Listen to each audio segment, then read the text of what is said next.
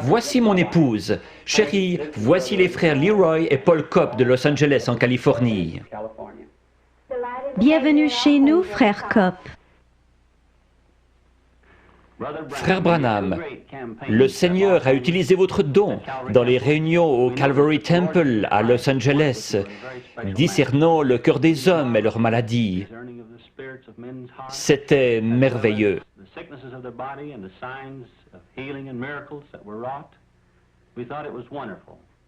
Nous voudrions en savoir plus à propos de votre don, frère Branham. Je suis né dans l'est du Kentucky, dans une cabane en rondin. Mes parents n'étaient pas portés sur la religion et n'allaient pas à l'église. Mais ils ont dit qu'au moment de ma naissance, une lumière est entrée dans la chambre et s'est tenue au-dessus de moi. Elle m'a accompagné pendant toute ma vie. Elle a été photographiée récemment. Vous avez vu cette photo. C'est la seule qu'on ait jamais prise d'un être surnaturel. C'est le même ange de Dieu que celui qui accompagna les enfants d'Israël depuis l'Égypte.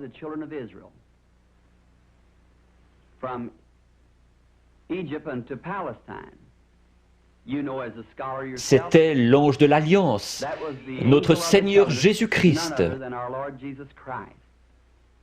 Il n'a pas prétendu être une personne importante lorsqu'il était ici sur terre. Il a dit, le Fils ne peut rien faire d'autre que ce que le Père lui montre. Dans Jean 5, à la piscine de Bethesda, Jésus a trouvé beaucoup d'estropiés, de gens aveugles et infirmes, attendant que l'eau s'agite. Il n'en a guéri qu'un seul, mais il savait où il était. Le Père le lui avait montré. Peut-être n'était-il pas estropié, il était couché sur un grabat. Au verset 19, les Juifs l'interrogeaient. Peut-être qu'aujourd'hui, on se demanderait pourquoi Dieu, passant à côté de tous ces gens infirmes et aveugles, ne les guérissait pas tous. Mais il a dit, en vérité, je vous le dis, le Fils ne peut rien faire de lui-même. Il ne fait que ce qu'il voit faire au Père. Son ministère s'appuyait sur des visions venant de son Père. Son ministère ne devrait-il pas se poursuivre comme il l'avait promis à ses disciples? Vous ferez aussi les œuvres que je fais, et vous en ferez de plus grandes, car je m'en vais au Père. Encore un peu de temps, et le monde ne me verra plus. Mais vous, vous me verrez. Je serai avec vous, et même en vous, jusqu'à la fin du monde. Jésus-Christ, le même hier, aujourd'hui et pour toujours. Je crois que c'est une confirmation, aujourd'hui, de la résurrection de Jésus-Christ, qui vit au milieu de son peuple et accomplit les mêmes signes et prodiges que lorsqu'il était sur terre. Lorsque j'avais 7 ans, nous sommes partis du Kentucky pour l'Indiana, tout près de mon domicile actuel. Nous allions chercher l'eau à un puits, situé un pâté de maisons plus loin. Un certain après-midi de septembre, alors que je passais près d'un gros peuplier planté à mi-chemin entre le puits et notre maison, j'ai remarqué un tourbillon dans l'arbre. Cela n'avait rien d'anormal à cet endroit en septembre. Comme il ne s'en allait pas, je me suis arrêté pour l'observer. Une voix en sortit disant Ne fume et ne bois jamais. Ne souille jamais ton corps d'aucune manière, car tu dois accomplir une œuvre quand tu seras grand. » Effrayé, je suis rentré en courant à la maison. J'ai raconté à ma mère qu'un homme m'avait parlé dans un arbre. Elle a pensé que j'étais excité et m'a mis au lit. Les visions ont commencé à ce moment-là. Quand cela vient sur moi, cela produit une vision.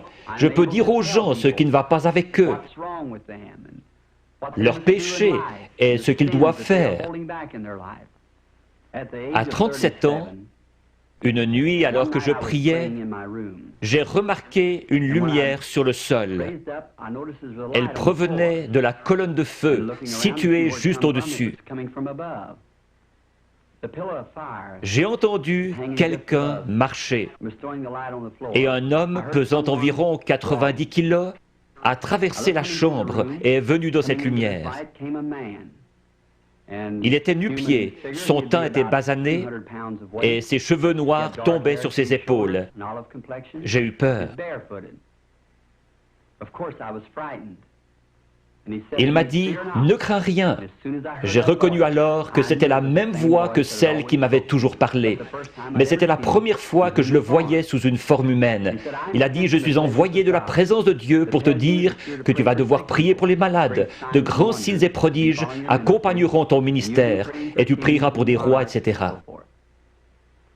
J'ai dit « Je suis pauvre et sans instruction. Je ne serai pas capable de faire ce travail. » Il m'a dit que de même que Moïse reçut 2 signes pour confirmer son ministère, de même j'en recevrai 2. L'un serait les miracles en priant pour les malades, et l'autre serait de connaître les secrets des cœurs. Je lui ai dit que j'avais prié à ce sujet, mais que les gens avaient dit que c'était du diable. Il m'a cité le passage des Écritures où Philippe s'adressait à Nathanaël. Puis Jésus lui dit qu'il se tenait sous l'arbre lorsque Philippe l'avait trouvé.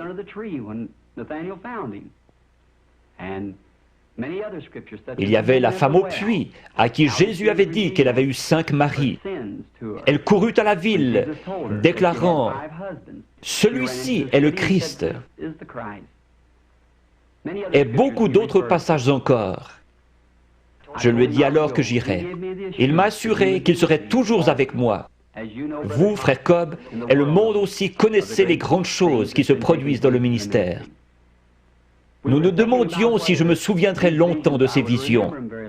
Il y a 4 ans, j'en ai eu une d'un petit garçon, gisant mort au bord de la route, qui avait été frappé par une voiture et qui devait ressusciter. Je l'ai raconté à tout le monde, aux États-Unis et au Canada, et l'ont écrite dans leur Bible. Un jour, alors que nous traversions la Finlande,